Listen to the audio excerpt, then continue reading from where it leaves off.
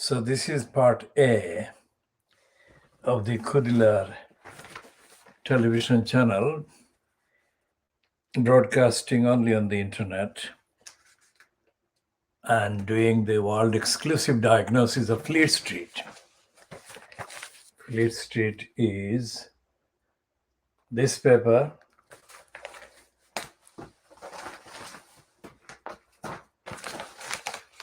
this one,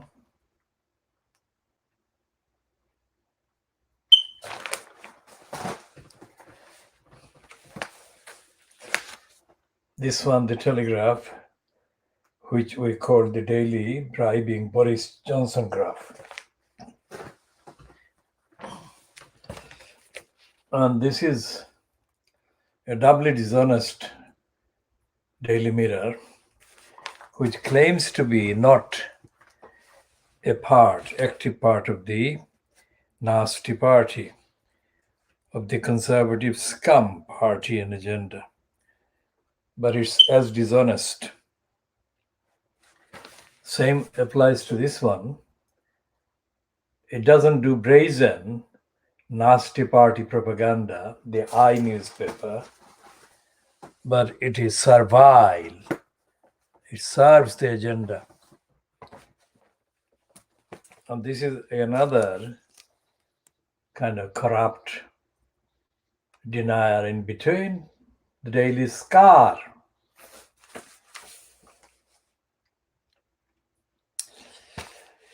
But this heading is absolutely spot on about Joanna Lumley.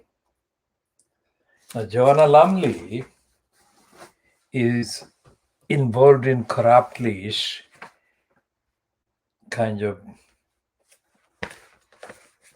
shoring up the image of Boris Johnson, the congenital liar. When Boris Johnson was involved in his particular adulterous dishonesty with Jennifer Arcuri during the 8 years of his incumbence as the holder in the post of the corrupt post of the mayor at the expense of democracy and accountability in London. Joanna Lumley was promoting the bridge on the Thames, the Garden Bridge on the Thames. And she was very close with the corrupt Boris Johnson administration or Boris Johnson fronted administration. And the extent of the stupidity of Joanna Lumley is exposed in the fact that she's talking about the return of what she calls wartime rationing. I mean, there are hundreds of billions being wasted and given to conservative scum under various contracts. And there is no need for any kind of rationing if those robberies and thefts are stopped. So what Joanna Lumley is doing is aiding and abetting the trebly corrupt enterprise of creating a kind of reminder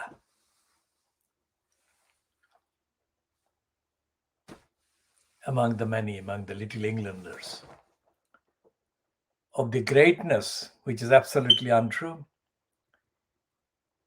of the rationing in the name of war. so that it takes the image of Johnson that bit closer to the image he wants to cultivate, coming across as another Churchill. That's his dream. So that's where the idiocy of Joanna Lumley, talking about wartime rationing, is located. I mean, the whole idea that Brenda, this is the picture of Brenda on the page of the Times. The Brenda has cancelled her kind of participation in Glasgow in the COVID-26 summit.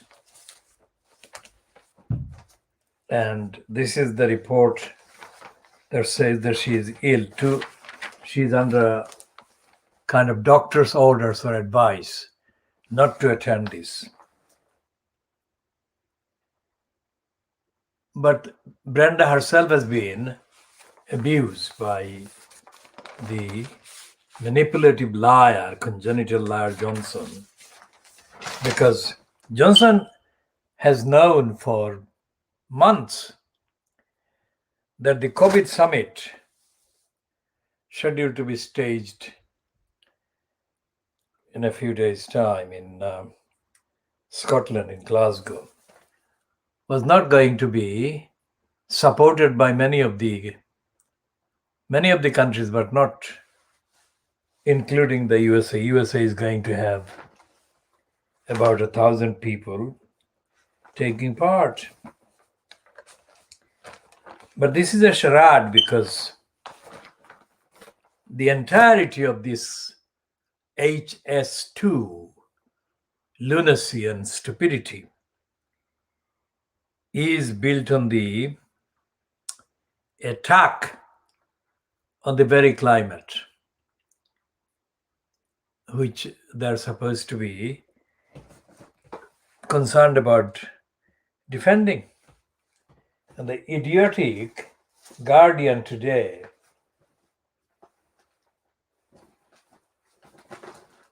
has this. The idiotic Guardian today has this stupid heading: a thundering wake-up call. World faces 2.7 C temperature rise, says United Nations. Now, this doesn't happen just one day or in 1 week. It happens every single moment of every single day.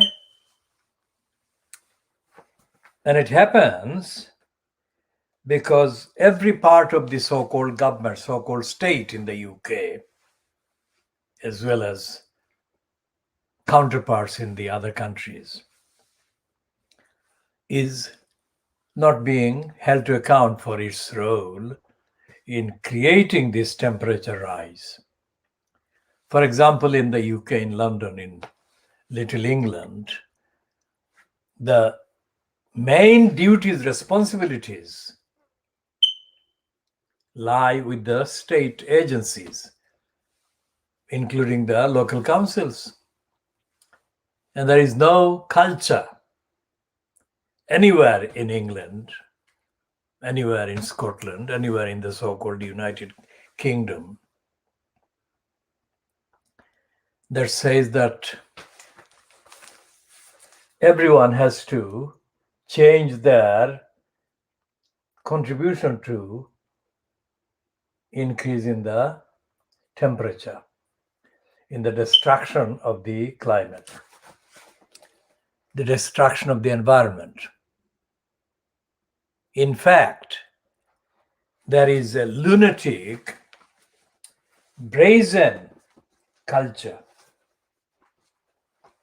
attacking the campaigners, who are, of course, themselves guilty of tokenism because they've started this Insulate Britain campaign only in the last few weeks.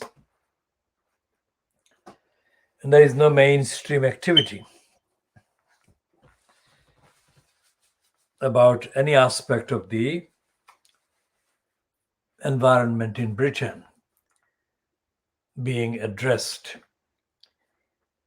in accordance with the needs to calm things down. And the local councils, the local newspapers, the central parliament, and the Fleet Street, what we are diagnosing, are not doing the things. There is nothing in the, let's say, the financial crimes. There is nothing about the behavior of local councils that actually amounts to trillions of pounds and dollars equivalent of damage and harm. So the Daily Mail and the scum have been attacking the protesters, and they're calling them loons, ecological lunatics. So that's the attitude they're perpetrating and they're encouraging among the ordinary people in Little England and in the rest of the so-called United Kingdom. The Khoodeelaar campaign successfully stopped one particular agenda to destroy Brick Lane, Whitechapel, London U1 area, under the pretext of the Crossrail line. Now, the details, of course, are published already of our actions and our analysis and our particular stance. And that is an example of the kind of things that need to be done to stop attacks on the environment, on communities. Now, the Crossrail project, which was the cover for attacking Brick Lane, London U1 area, Whitechapel, London U1 area, was worth about 20 billion. Let's say in today's 2021 prices, it's 20 billion pounds. So if you compare this with the HS2, that is 1/5 or less than 1/5 of the HS2 cost. And the HS2 has been used as the cover to literally murder millions of species, birds, other animals, along the way from London to Birmingham. And there is absolutely no evidence. On the online, on the internet, there are people who are kind of posting things allegedly against HS2. But that's it. They're not doing anything in terms of action that resembles or compares with the action that we took to stop the Crossrail whole plot against the Brick Lane, Whitechapel, London U1 area. And these people who are supposedly campaigning to stop HS2 are not to be compared with the Khoodeelaar campaign, because we didn't kind of do the campaign as part of a kind of showing concern. We did the campaign to stop the Crossrail hole being dug in Brick Lane. to quote myself, when the Crossrail forward kind of bureaucrats attended a meeting in the Montefiore Center sometime, let's say, in between, let's say, May 2004 and say May 2005. In my very short statement, I said words to the effect that we were not going to let Crossrail or whoever was promoting Crossrail or backing Crossrail or was inviting Crossrail to dig us out of our home area. Dig us out of our home area. That is what I said, and that is what we did.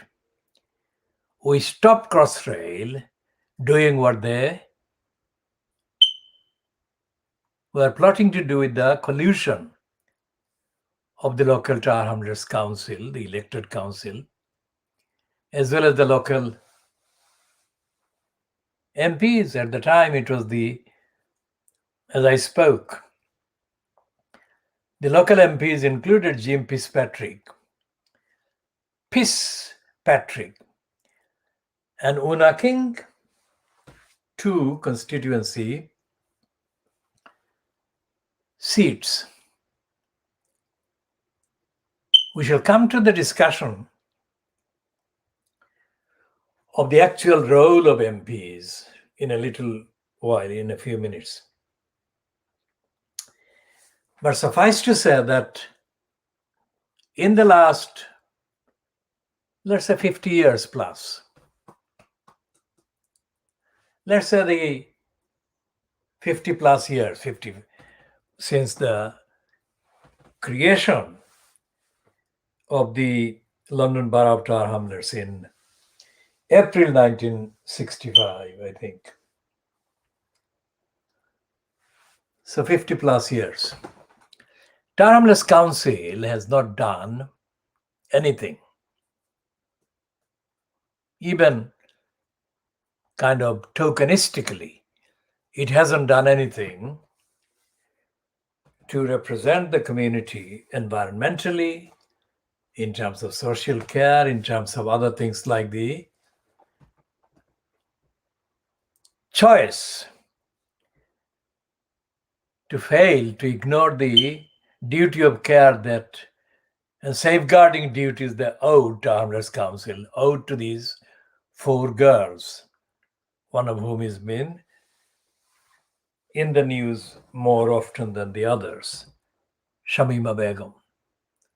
These children, Shamima Begum and the 3 others, were children. They're not children anymore, they're just over the 20s. But at the time, these children were being brainwashed and groomed. According to public kind of entries on the role of the various groomers, they were groomed and radicalized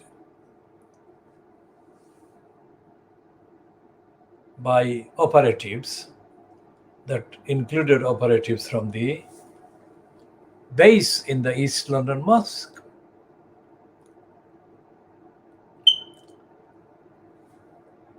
So Tar Hamlets Council has not been representative of the needs or the objectively defined expectations of the electorate or the community. And when the Crossrail plot to dig a hole in Brick Lane became known late, let's say 2003, and for the records, I became aware, more aware than I had been generally, before, and I'll talk about Kuba Asigai and the conversations that I had with Kuba Asigai in the 1980s. Kuba Asigai, who reportedly has died in the USA recently, was one of the active black people who, at any level, agreed politically with me about the institutions, including the GLC in particular. I mean, Kuba Asigai was physically a significantly large individual, nothing to do with his political opinions. But when he and I were walking on what used to be called the principal floor, is the first floor, the ground, main floor above the ground floor, let's say, in the then County Hall, sometime in the 1980s. We were just talking about various issues. We were not talking about any particular member of the GLC. One GLC member, who is no longer alive, he was also an MP, Tony Banks, saw us from the opposite side of the principal floor, and clearly he saw two persons, one was Asian and one was African. And in front of our eyes, Tony Banks did a runner. I mean, he literally ran. There was never a single word that either I or Kuba Asigai spoke about Tony Banks, either on that occasion or on any other occasion, because he wasn't something that we recognized as being important in the scheme of things, in the campaigns and in the politics of the then Greater London Council, etc., and the Inner London Education Authority. So physically, Tony Banks did a runner, seeing myself, Muhammad Haque, and Kuba Asigai walking together, talking on the principal floor of the County Hall in the 1980s. There had been no conversations between us individually and Tony Banks or collectively. So the appearance of myself and Kuba Asigai confirmed to Tony Banks that he was not to be risking his safety by walking past us. That was in the 1980s, remember? Years before, Saitan Rushdie was mounted by Fleet Street and the rest of the media as a symbol of the attacks being updated by the Crusaders against, quote, Muslims of the world. So when I became more aware of the Crossrail Hall plot by talking to K. Jordan.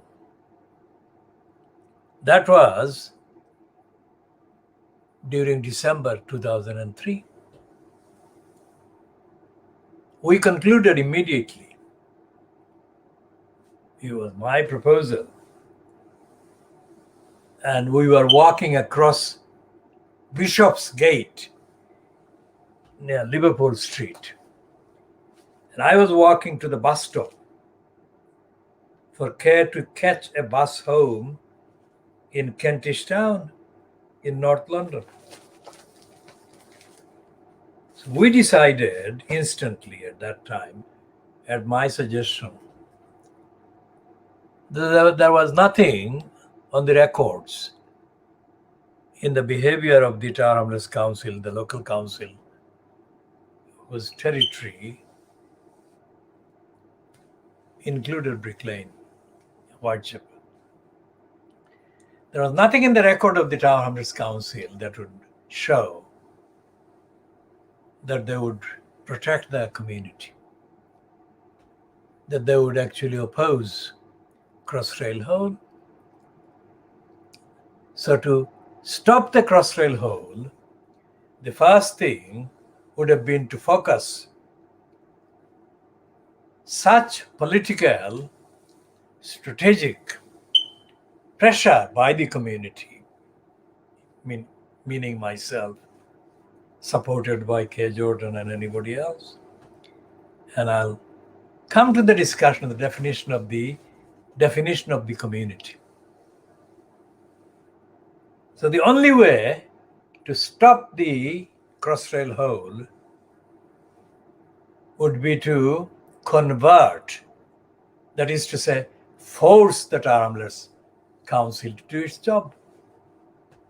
And it was not a positive job that the council would do.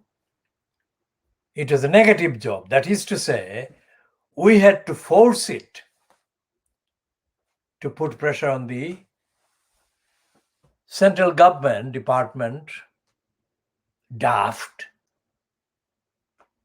Department for Transport, which coincidentally, private lie also calls DAFT, but we call it as part of the linguistic pattern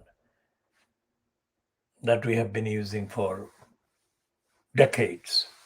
For example, the financial crimes is one of the examples. We call it financial crimes. We call Can lying still Livingston.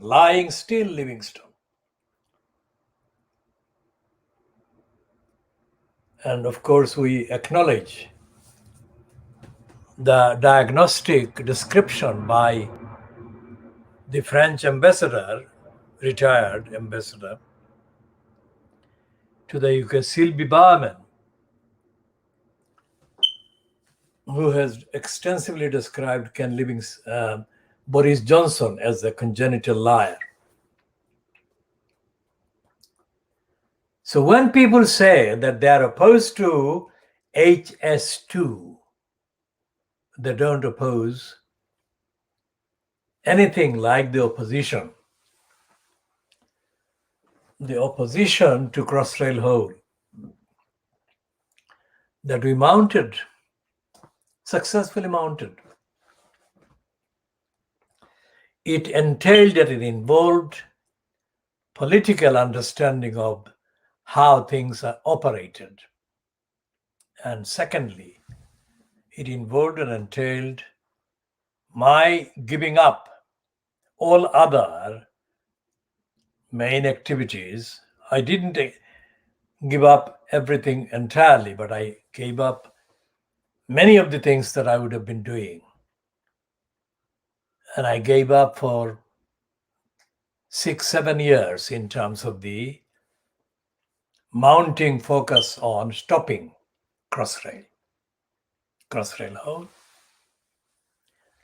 And I don't believe that those who are still posting things claiming that they are against HS2, I don't think they recognize the lessons that our campaign, the Khoodeelaar campaign, created for similar action to stop big scale, big money, big budget adventures that actually attack the environment, the local communities.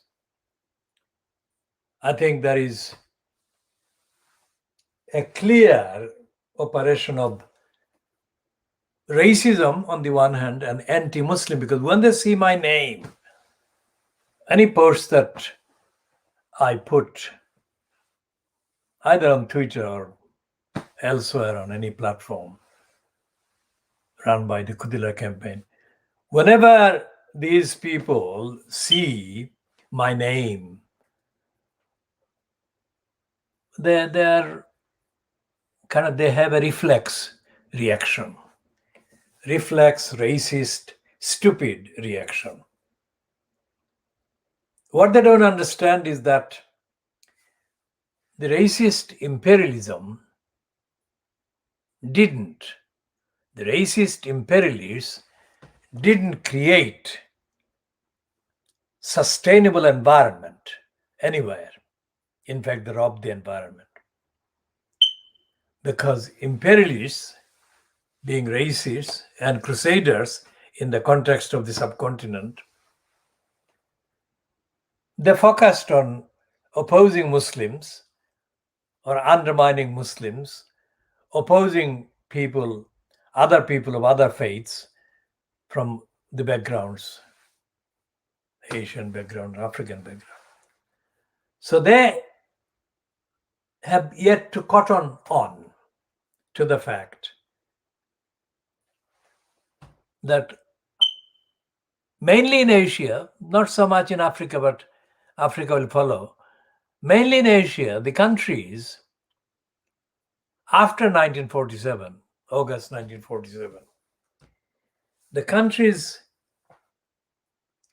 have been not performing anywhere near the promised kind of delivery of service of independence.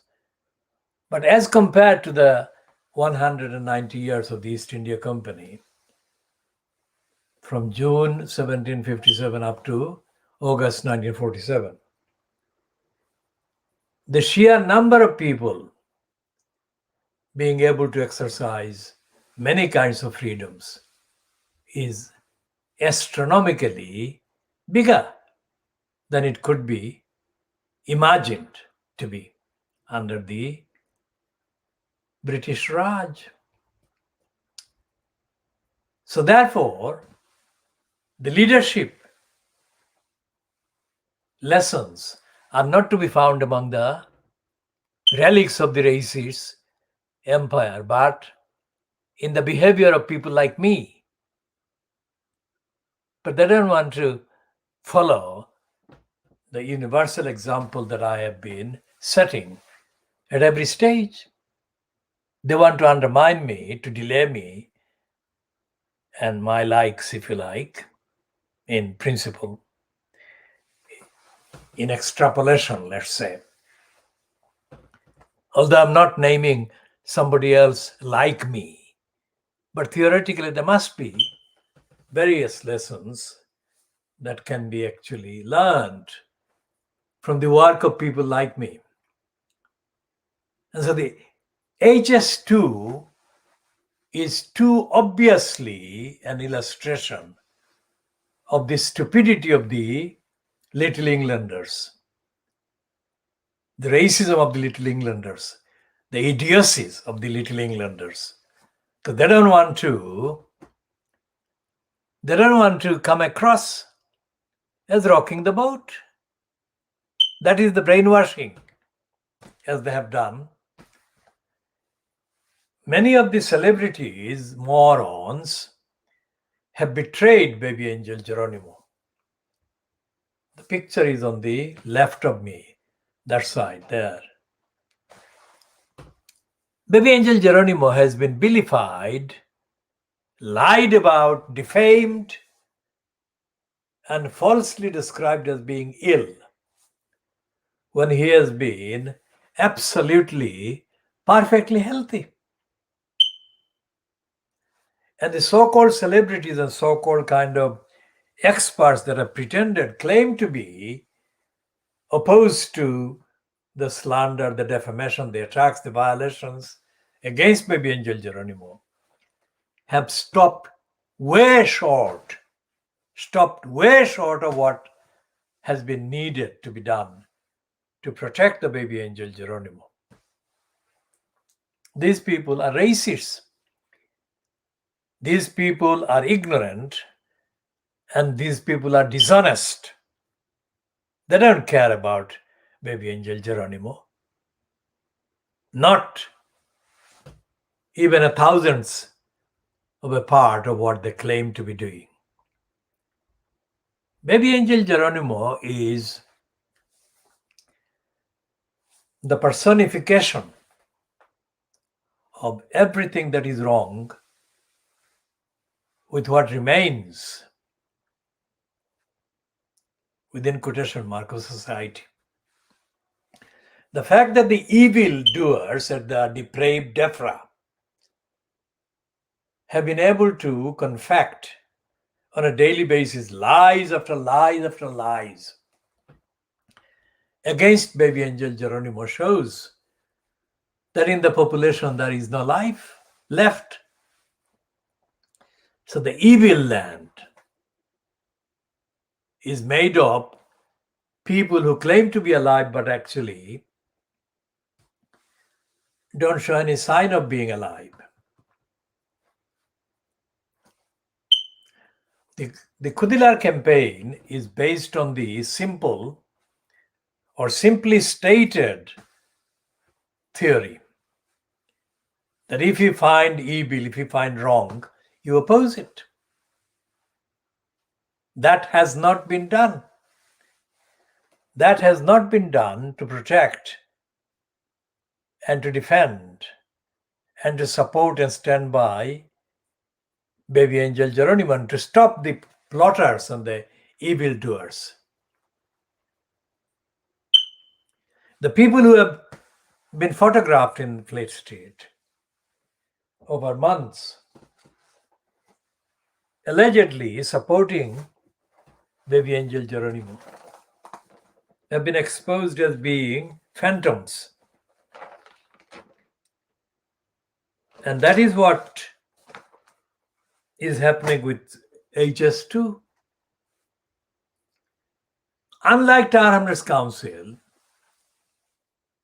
there have been on the record dozens and dozens and dozens of councillors on the way from Houston to Birmingham, making spewing, spieling words, suggesting that they're opposed to HS2.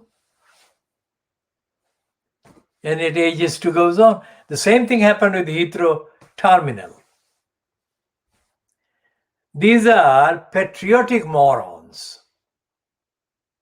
They have to be liberated from their patriotic stupidity and backwardness. There is not one single campaign, and we shall come to the sewage, dirty sewage in a minute. There is not one single environmental campaign ongoing at the moment, anywhere in the quote UK, that has got any relationship with the actual behavior of the policymakers, the decision makers. These people are dead people, morally dead, ethically dead, and of course spiritually dead and politically dead. Even the Insulate Britain so-called campaigners are not doing anything like what they should be doing. So it's a dead land, it's an evil land, it's a dark land. And when the Guardian idiotically says, world faces this kind of heat, the Guardian itself is contributor, is complicit with the causing and the perpetration of the bad things to the land, if you like, the UK. It doesn't report anything. The Guardian says that it has been kind of telling the truth. It says, what is it saying on the 200 years? It says for 200 years, the Guardian. It hasn't been defending the environment. The Guardian hasn't been defending the needs of communities, the needs of democracy. And without democracy, you cannot stop the contamination of the environment locally. Every day, the local council is neglecting. There is no monitoring. There is no actual kind of compliance with the needs of the environment. So you extrapolate this, you expand that negligence and the absence of democracy and democratic accountability across the continents. And you see why this is happening. You cannot fix it by staging a stupid summit in one of the filthiest places, that is Glasgow. You cannot do it. And if you look at the 365 days of the calendar and the contents of the media, you cannot find real reporting on how every day people in the country are behaving against the environment and they're not being guided. They're not being educated, not being enlightened, not being informed. And the lying Fleet Street is lying for the congenital liar. Like, for example, this is classic example of how brazenly the Daily Mail tells brazen lies for Johnson.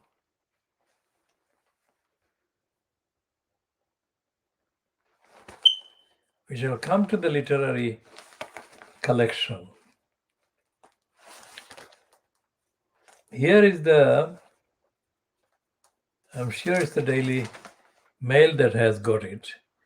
If it is another paper, it could only be in the Sun.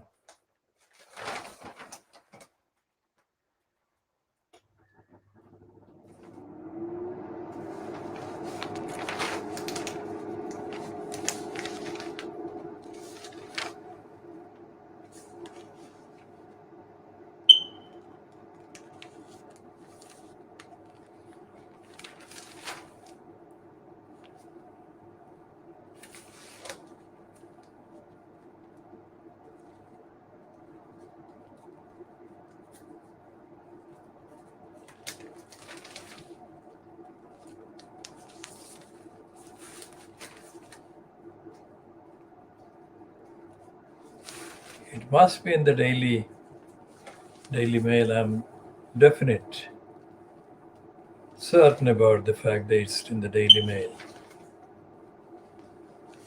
Yes. This is about the environment. This is written by a typical right-wing, and the explicit expletive words that I cannot use on a live broadcast, but this is a man called Jeffrey Lean. He is a explicit expletive. Now look at this heading.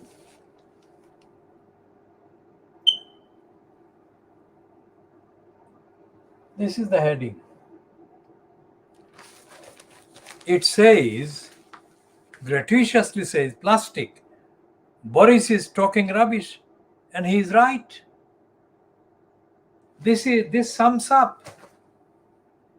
This really sums up the daily immorality and the criminality and the stupidity and the racist ignorance as well, because I'll come to the racist bit about the environment. Because, for example, the attitude shown by Boris Johnson towards the rights of Nazanin, the woman who has been held in Iran for years, is not just in violation of our human rights. But Johnson's racist, anti-Muslim contempt of disregard towards the rights of a Muslim woman. I mean, her husband, Richard Ratcliffe, has mounted a new hunger strike outside the UK's Foreign Office in the last few days. And the fact that Nazanin is being held in the Iranian detention is not unconnected with the role Johnson has played in her denial of our human rights. Instead of protesting her kind of innocence and demanding that the Iranian regime release her, Johnson spewed some stupidities in front of a group of MPs, which was to the effect that she was engaged in teaching or something, the Iranians, whereas she wasn't. She was visiting her birth relatives and family. And since he made that additional contribution to the lies against Nazanin, the regime in Iran grabbed hold of that spewing by the liar, the racist, the anti-Muslim Boris Johnson. And they used Johnson's utterance against Nazanin. And they extended her detention. They extended her punishment. Think about that. Rewind and you can see what I am saying. Nazanin is a British citizen, and Johnson was imposed as the foreign secretary in the name of Britain at the time he made the contribution to her status, if you like, a wrong contribution to her status and her statements. What is happening in terms of the impact of the environmental collapse on countries? I mean, the significance of Bangladesh in geological terms has been frequently mentioned. But it's not just Bangladesh that is going to sink in an environmental catastrophe that is going to happen. It's many of the African countries, Asian countries that are going to disappear, or they are going to be severely kind of affected. And the billions of people, not millions, billions of people are going to be adversely affected. Now, if you look at that magnitude of the impact, then you can start to believe that Fleet Street is contributing, because there is no mention of this in Fleet Street. What there is in the kind of salacious websites run by Rupert Dirty Digger Murdoch's scum and the Daily Mail is mostly about 90% of the quote items are about flesh, about sex.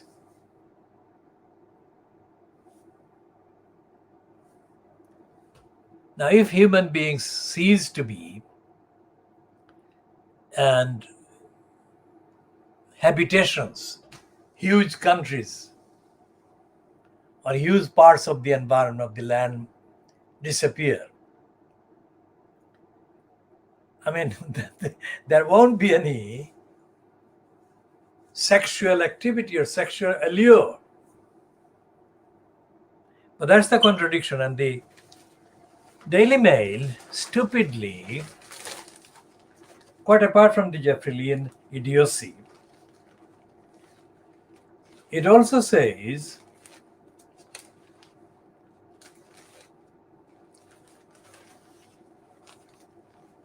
it has got one piece there about the United Nations. And it says the United Nations, that's the one that the Guardian is referring to, but this is a different kind of interpretation by the Daily Mail, suitable to its own, compared to the Guardian, even less responsible style. United Nations in COP26 warning, world staring climate catastrophe in the face. Now, these morons, who do they mean by the world? This suggests somewhere in the outer space, not on this planet.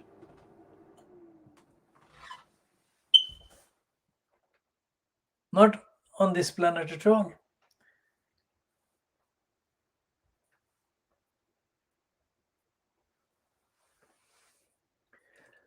So therefore, the world exclusive diagnosis of Fleet Street that we call this program is about this, that these newspapers are in fantasy land, in brazen denial, and none of the political kind of agencies or activists, we've talked about the ordinary people, those who fake they're concerned about HS2 included. But the fully paid members of the elected political profession, for example, in the House of Parliament, and the nearly 1,000 parasites in the House of Peers, each of these parasites is absolutely not fit for purpose. And yet each of the parasites is paid nearly £400 if they stage an appearance for a few minutes. So millions and millions and millions of public money is being wasted by maintaining huge pretentious operations and pretend operations like the House of Peers. And what about the House of Commons, which is what we said we'll come back to in the context of what it means to be or having an MP in the aftermath of the murder of this South End Member of Parliament, David Amis. Because in their tributes, in their formal kind of statements, expressing various degrees of solidarity, respect, and sympathy for David Amis, those who took part in the various kind of events made David Amis come across as a holy man, as Jacob Rees-Mogg actually put it. Rees-Mogg said that David Amis was a holy man. Now we are separating the fact that he was murdered and all the due process and all the legal steps that need to be taken. We support all the genuine steps to hold to account his murderer or anybody else who aided and abetted the murder. That is a possibility. And we have absolutely our fullest condolences and sympathy for David Amis's 5 children and his wife. And we do not wish any crime, any violence to be perpetrated against any other person in public life or elected post. But the question arises as to what MPs are for, and we shall come to that in a minute. I'm just having a look at the piece on page 29 of the latest edition of the corruptly edited Private Lie. This is the one. It's issue number 1559. It's dated 29th of October to 11th of November 2021, and it's priced £2.50.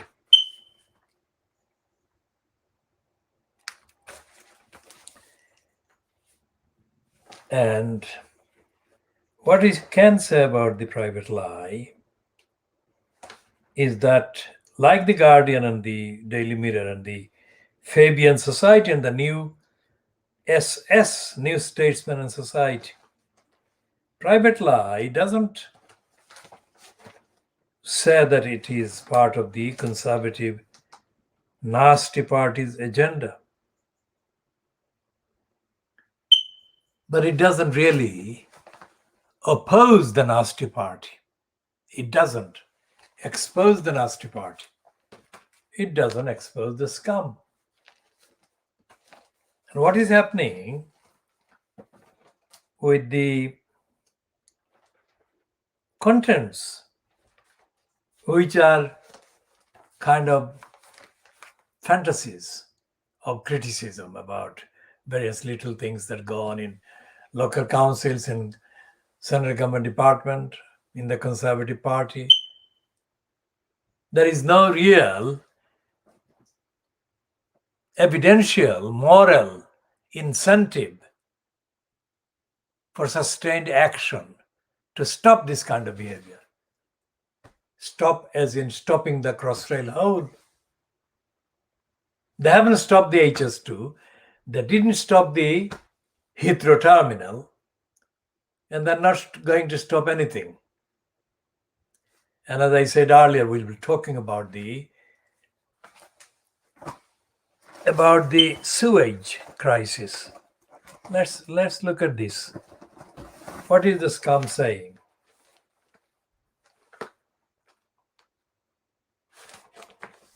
It's saying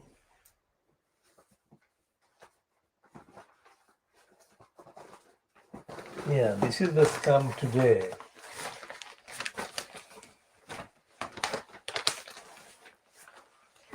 So it's saying the cut in river sewage as MPs cause a stink, and that is page 18. It's not on page 1, which is where it should be. Not promoting Brenda, but this is where they have got it in the page, on page 18. So what they're saying is that water companies will be forced to cut the raw sewage they pump into rivers to avoid a Tory rebellion. This is completely to suit the agenda of the dirty scum in the Conservative Party, because they want to keep the Conservative MPs sufficiently loyal for the dirty agenda of the congenital liar Boris Johnson. He wants their votes. So they're cutting the river sewage. They're not stopping it. Remember what I said about HS2? They're not stopping HS2. And they didn't stop the Heathrow terminal. So the culture on Little England about the environment, and the culture in the rest of the so-called United Kingdom about the environment, because Glasgow is in Scotland, so that is the rest of the so-called United Kingdom. The culture essentially is the same. It's dirty, it's filthy. and it's sick making and it's diseased. Whereas baby angel Geronimo was not diseased at any point that they sent any of their lies about him being diseased. Baby angel Geronimo stands as the healthiest baby on the planet in the context of the narrative. And anyone who is watching this, whatever time they are watching, whatever date they are watching this particular edition, anywhere outside of the United Kingdom, should understand this, that the United Kingdom, within quotes, is physically a very filthy, dirty environment. And politically, it is the most corrupt, quote, country. Corrupt, meaning the elected political careerists are crooks and liars, and most of them are idiots. Now, going back to David Amis as an MP and the tributes that the other MPs and speakers have been paying him, that is fine. But what do the MPs do? As I have said before, in their speeches mainly on the floor of the House of Commons, British members of Parliament use two words more often than they do any other two words. What are these two words? My constituents. So that is supposed to be every speech that an MP makes, or every comment that an MP makes as a member of Parliament, is conditional for legitimacy, for credibility, for acceptability. If the two words are included, then it makes that much difference. Then that makes the communication or the statement by the MP absolutely perfect. But that's a lie, because MPs, British members of Parliament, are bogus. They are not representative, and they don't speak for their constituents. Never. They abuse those two words in order to create a veneer, an appearance, a facade of being representative and avidly dedicated to representative of, and avidly, devotionally dedicated to the wishes, preferences of people in their electoral constituency. If you don't understand this, just rewind and you can hear what I've said. I don't have to repeat this because it is on the record. But the truth is that MPs don't. MPs do not ever represent their constituents.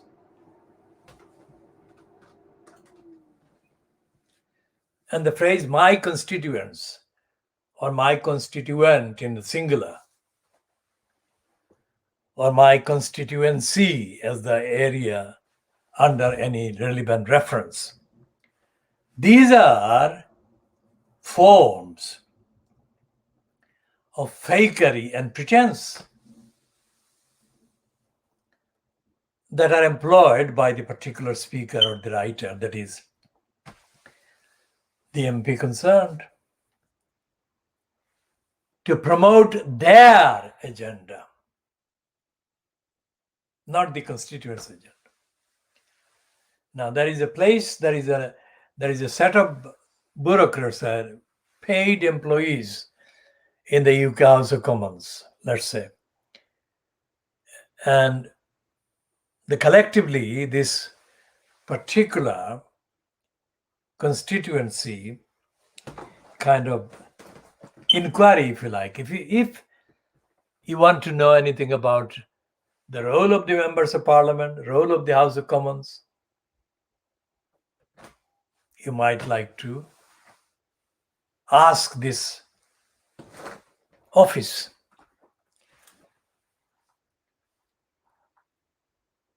And I will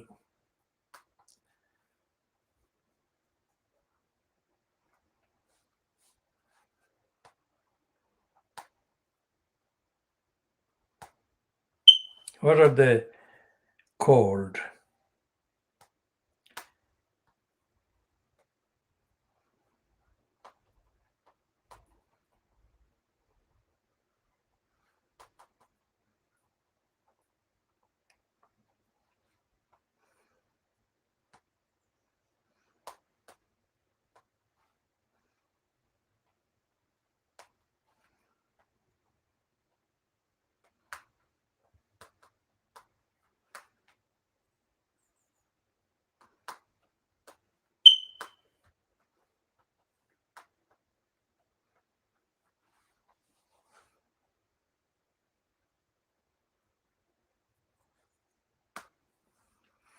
So there is a thing called the House of Commons Inquiry Service. And it says the House of Commons Inquiry Service, HCES, provides information on the work, history, and membership of the House of Commons. And it says, do you have a question for us? Who is my MP? Notice the stupidity of the list. How can I get this raised in the House of Commons? What will happen next to this bill? How can I find a speech that was made in the Commons in the 19th century? What can I bring when I visit? Now that list is shallow and stupid. Nobody needs that office to find out the answers. They can search otherwise. What they need answers to is this question. Is the particular MP in a particular constituency entitled to ignore communications from a constituency in that constituency? And the answer is that no MP is obliged to answer or reply to communications from the constituency. That's it. So it is a big lie when MPs say that they speak on behalf of their constituents. It's an absolute lie. And the fact that that is supposed to be the case, this House of Commons Inquiry Service has confirmed, shows that society is dead. Democracy is dead. It's a dark land already.